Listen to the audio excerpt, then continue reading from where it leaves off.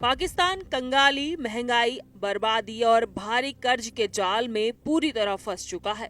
आम जनता के लिए दो वक्त की रोटी का इंतजाम करना भी मुश्किल हो गया है। लेकिन इस भीषण आर्थिक संकट के बीच भी सरकार ने जनता को राहत देने के बजाय सेना के बजट में करीब 18% की भारी बढ़ोतरी कर दी है।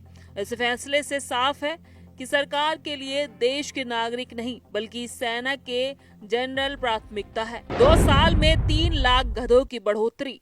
पाकिस्तान में गधों की संख्या बढ़ रही है। गधों की आबादी 62 लाख तक पहुंची। 2013 से 2024 में गधों की संख्या 59 लाख थी। 2025 से 26 में गधों की संख्या 62 लाख हुई। पाकिस्तान सरकार ने नए वित्तीय वर्ष में बजट में रक्षा क्षेत्र के लिए करीब 3 लाख करोड़ रुपए आवंटित किए हैं।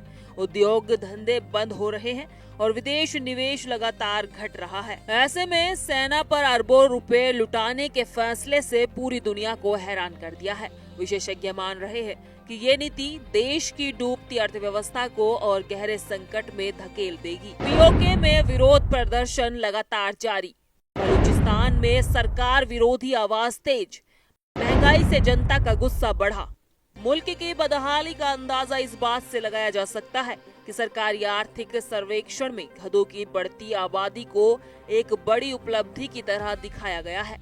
पाकिस्तान में अब गधों की संख्या 62 लाख के पार पहुंच चुकी है। सरकार को उम्मीद है कि चीन में गधों के मांस और खाल की भारी मांग को पूरा करके विदेशी मुद्रा संकट को कुछ हद तक कम किया जा सकता है। बेरोजगारी ने बढ़ाई लोगों की मुश्किलें।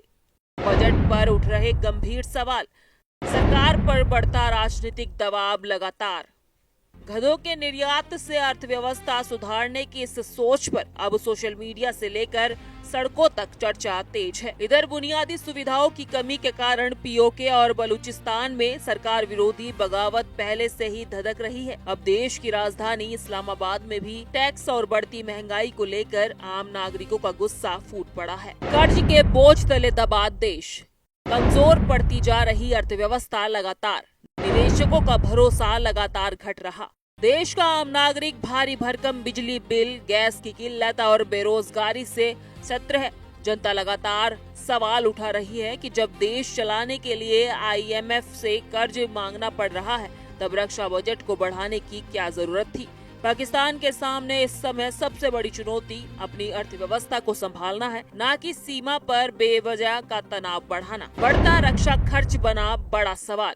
जनता को राहत की दरकार आज।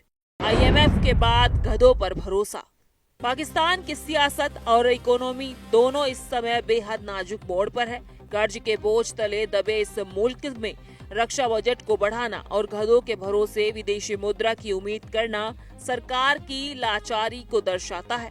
अब देखना ये होगा कि आर्थिक मोर्चे पर पूरी तरह फेल हो चुकी सरकार इस चौतरफा असंतोष और बगावत से खुद को कैसे बचा पाती है।